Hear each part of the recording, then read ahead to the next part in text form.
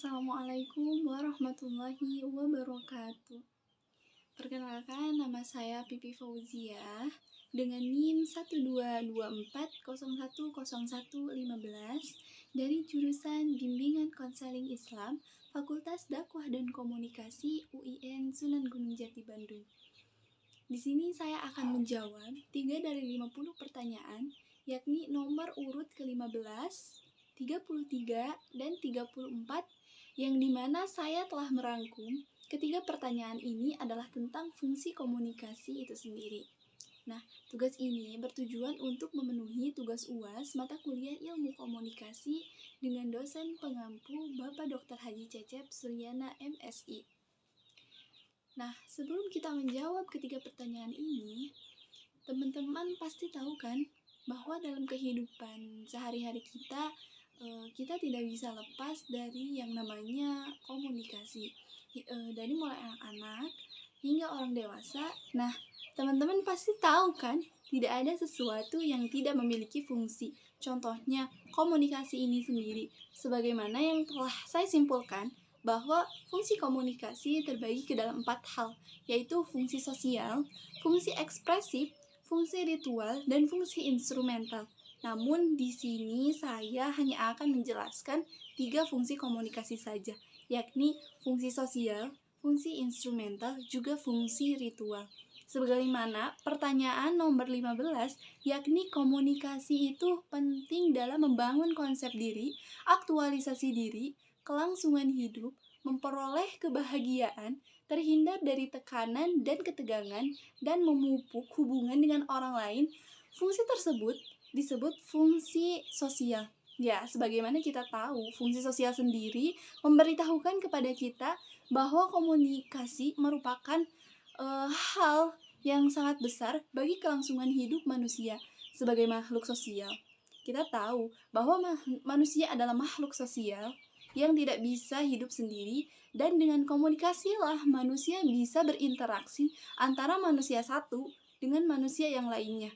Ada 5 hal penting di dalam fungsi sosial ini. Sebagaimana isi soal yang tadi disebutkan, pertama, mengenai membangun konsep diri. Kedua, aktualisasi diri. Ketiga, kelangsungan hidup. Keempat, memperoleh kebahagiaan. Kelima, terhindar dari tekanan dan ketegangan. Kelima hal inilah yang akan digunakan dalam fungsi komunitas pada fungsi sosial. Kita bahas satu persatu ya. Sekarang kita membahas mengenai pembentukan konsep diri dalam fungsi sosial. Konsep diri adalah pandangan kita mengenai siapa diri kita, dan itu diperoleh melalui informasi yang disampaikan oleh orang lain. Artinya, kita membutuhkan orang lain untuk mengetahui bagaimana konsep diri kita yang sebenarnya. Akan tetapi, hal tersebut juga menimbulkan kerancuan antara konsep diri menurut pandangan diri kita sendiri atau konsep diri karena pandangan orang lain, sehingga muncullah pertanyaan, apakah konsep diri kita yang saat ini adalah konsep diri menurut pandangan kita atau konsep diri menurut pandangan orang lain?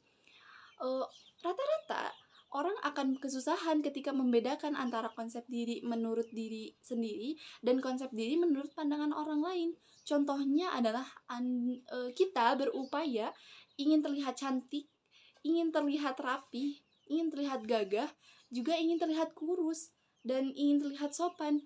Itu semuanya karena konsep diri kita sendiri atau konsep diri menurut pandangan orang lain. Jika divisualisasikan, konsep diri adalah sebuah siklus di mana berawalan dari perilaku kita yang pada akhirnya membentuk konsep diri kita sendiri. Sedangkan konsep diri kita ini dipengaruhi oleh eksternal, dan eksternal tersebut seperti lingkungan teman dan lingkungan sebagainya, yang memberikan umpan balik dengan menghasilkan perilaku kita yang baru. Dan dari perilaku tersebut itu akan secara terus-menerus sampai kita membentuk berdasarkan pandangan orang lain. Contohnya ngaret. Teman-teman pasti kan ngalamin ngaret atau pernah menjadi korban kengaretan orang lain. Nah, budaya ngaret ini terjadi karena adanya signifikasi other, yang dimana signifikasi other ini akan membentuk konsep diri tertentu terhadap kita. Misalnya dalam sebuah keluarga nih, suatu waktu mau piknik dari malam-malam tuh udah berencana, oke besok kita akan berangkat jam 8 pagi. Tetapi pada kenyataannya jam 8 pagi itu kita belum ngapa-ngapain dan baru go itu jam 11 siang. Dan itu tuh kejadian lagi, gak hanya satu kali gitu, sampai dianggap ngaret itu dianggap kayak it's okay gitu, gak apa-apa. Maka jika ditarik sebuah kesimpulan, semakin dewasa diri kita, konsep diri menurut kita semakin hilang, berganti dengan konsep diri menurut pandangan orang lain. Yang kedua, dalam fungsi sosial, yaitu aktualisasi diri, yang dimana aktualisasi diri ini adalah pernyataan eksistensi diri, dan dengan berkomunikasilah individu bisa menunjukkan bahwa dirinya tuh eksis, dan dengan komunikasi juga seseorang bisa mengenalkan dirinya kepada orang lain, sekaligus menunjukkan bahwa dirinya tuh ada gitu. Dan dengan berkomunikasi juga lah orang bisa menunjukkan kelebihannya kepada orang lain. Aktualisasi diri juga merupakan teori dari hierarki kebutuhan Abraham Maslow, di mana ada segitiga kebutuhan. Yang pertama, kebutuhan sosiologi, sebagaimana yang telah kita tahu, kayak contohnya tuh kita tuh butuh makan, kita tuh butuh minum. Kemudian kebutuhan rasa aman, manusia tuh membutuhkan rasa aman, sehingga manusia sendiri itu membuat gitu rasa amannya teh. Contohnya teh kayak mengunci pintu, membuat pagar, dan lain sebagainya. Kemudian kebutuhan rasa kasih sayang. Siapa sih yang gak butuh rasa kasih sayang? Pasti kita semua membutuhkan kan rasa kasih sayang tersebut. Bukan hanya manusia saja, tapi hewan juga gitu. Lalu yang terakhir, kebutuhan penghargaan.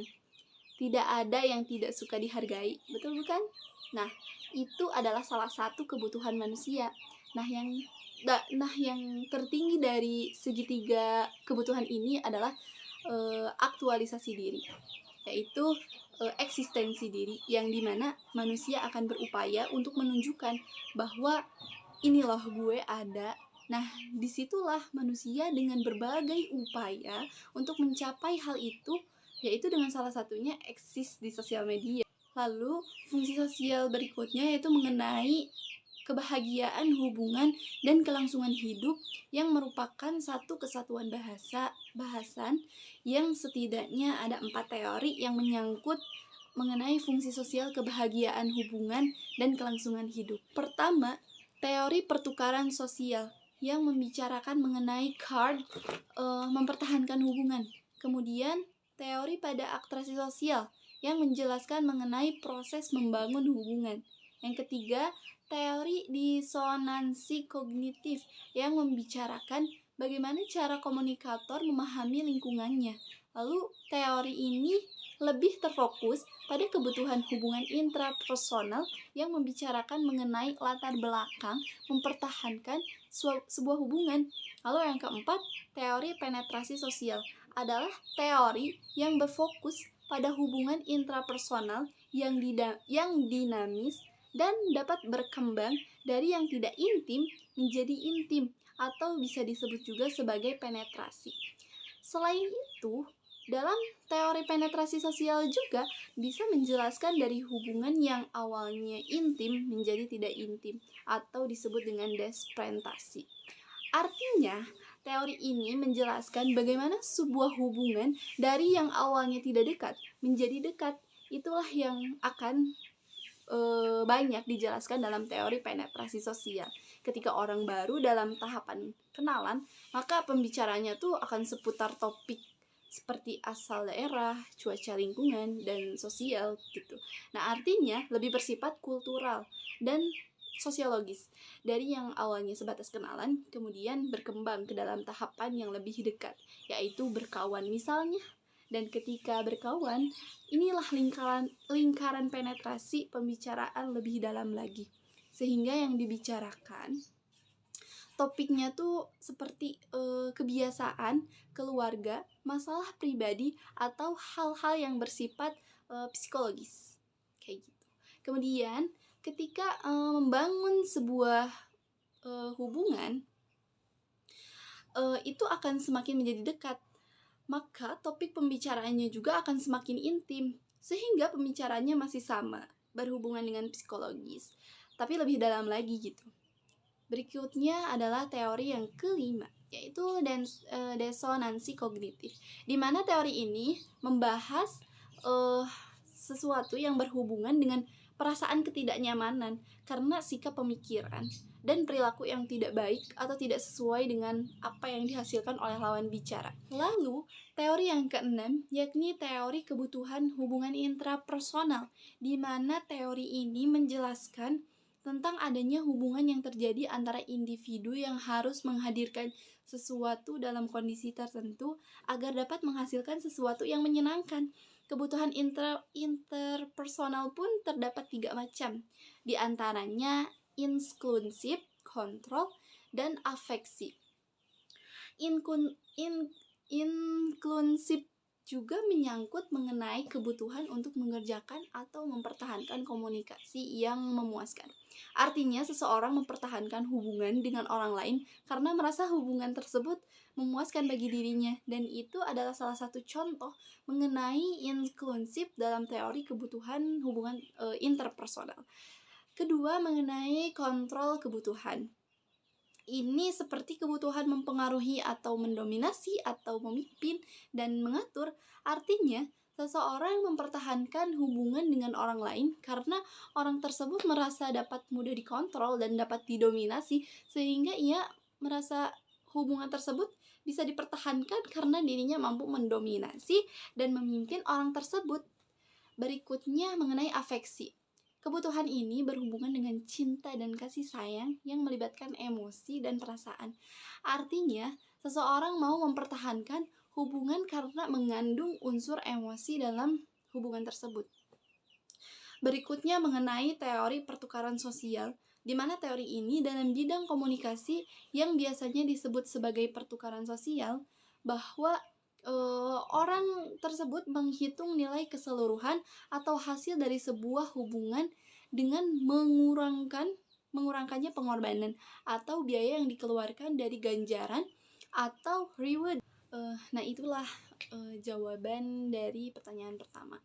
Lalu kita lanjutkan saja ke pertanyaan yang kedua, yaitu nomor 33. Soalnya, fungsi yang berupaya memberikan interpretasi atau penafsiran informasi mengenai peristiwa yang terjadi dikenal dengan fungsi instrumental. Sebelumnya, teman-teman jangan dulu terjebak ya dalam kata-kata instrumen, bahwa pasti teman-teman mengira instrumental dalam komunikasi itu sama gitu, kayak alat-alat yang berbentuk kotak, tabung, dan lain sebagainya. Bukan ya teman-teman.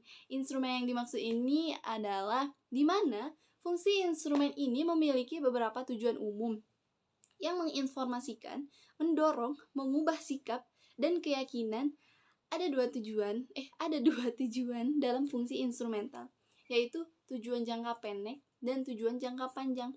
Contohnya jangka panjang, seperti seseorang yang ingin diterima oleh keluarga calon pasangannya, di mana ia akan menggunakan komunikasi untuk menunjukkan bahwa dia adalah menantu idaman, menantu yang baik, menantu yang rajin, dan lain sebagainya, agar ia bisa diterima oleh keluarga calon pasangannya tersebut. Sehingga apa yang dia inginkan itu bisa didapat atau bisa tercapai. Sedangkan contoh pada tujuan jangka pendek, di mana ada seseorang yang ingin terlihat berwibawa, di mana ia akan berkomunikasi bahwa dirinya adalah seorang yang bijak, orang yang mampu mengelola emosi dengan baik, dan lain sebagainya. Oh iya, hal tersebut agar terlihat sebagai orang yang bijak. Jadi, pada intinya fungsi komunikasi sosial ini adalah menyampaikan pesan untuk merubah persepsi, sikap, hingga tindakan kepada si penerima pesan. Nah, komunikasi instrumental ini juga bisa dikatakan pada komunikasi politik, bisnis, juga psikologi komunikasi. Kenapa? Karena merubah persepsi yang sampai akhirnya bertindak sesuai dengan persepsi tersebut. Itulah jawaban untuk pertanyaan yang 33. Lalu sekarang kita ke pertanyaan yang terakhir, yaitu nomor 34. Yang dimana soalnya adalah komunikasi yang berfungsi memberitahukan, mengandung muatan persuasif, dalam artian pembicaraan ingin pendengarannya percaya bahwa fakta yang disampaikan itu akurat dan layak diketahui. Fungsi ini merupakan fungsi komunikasi ritual. Sebagaimana yang teman-teman ketahui, bahwa fungsi ritual itu secara kolektif adalah suatu komunitas atau komunitas komunikasi ritual bisa mulai dari peristiwa yang sederhana sampai dengan yang kompleks. Dan fungsi ritual inilah biasanya berkaitan dengan budaya. Tetapi perlu teman-teman ketahui ya, bahwa maksud fungsi ritual ini tidak hanya pada ritual adat saja. Sebagaimana contoh pada budaya mencium tangan kepada orang lain yang lebih tua. Hal tersebut mengkomunikasikan bahwa orang muda itu menghormati orang yang lebih tua. Contoh berikutnya pada akad pernikahan, yang dimana komunikasi di sini digunakan untuk mengikat janji antara laki-laki dan perempuan dalam suatu tali pernikahan. Jadi dapat disimpulkan bahwa fungsi sosial komunikasi ritual ini adalah kegiatan yang dilakukan secara berulang-ulang dalam sebuah budaya, keluarga, juga lingkungan.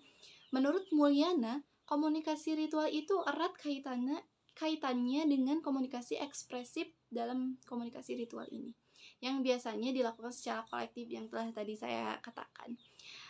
Suatu komunitas secara sering gitu ya melakukan upacara-upacara berlainan sepanjang tahun dan dengan sepanjang hidup, yang disebut dengan para antropologi sebagai rites, mulai dari upacara kelahiran, sunatan, ulang tahun kayak happy birthday dan potong kue, pertunangan, melamar, tukang cincin, siraman, pernikahan kayak ijab kabul, sungkeman kepada orang tua, sawer, dan sebagainya, ulang tahun, perkawinan, sehingga upacara kematian. Jadi bisa disimpulkan ya, bahwa komunikasi ritual itu merupakan sebuah fungsi komunikasi yang digunakan untuk pemenuhan jati diri manusia sebagai individu, juga sebagai anggota komunikasi sosial, dan sebagai salah satu unsur dari alam semesta. Lalu pertanyaan yang keempat, yaitu nomor 1, bahwa ilmu komunikasi itu awalnya berasal dari retorika dan terkenal pada zaman Socrates. Nah, retorika ini sudah ada sejak zaman manusia lahir. Namun sebagai seni yang dipelajari dan dimulainya itu pada abad ke-5 sebelum Masehi gitu.